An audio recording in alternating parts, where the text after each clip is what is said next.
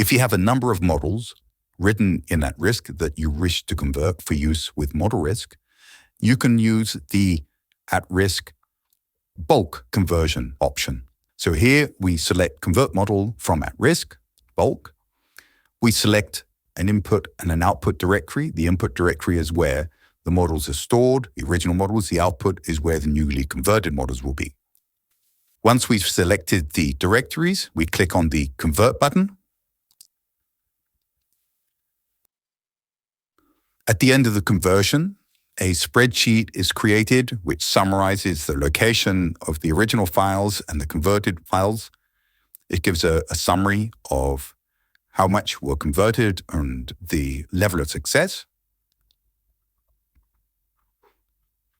A conversion report also appears on screen where you can dive into each of the individual models and see what the original formula was and what the converted formula was and whether those formulae were successfully converted.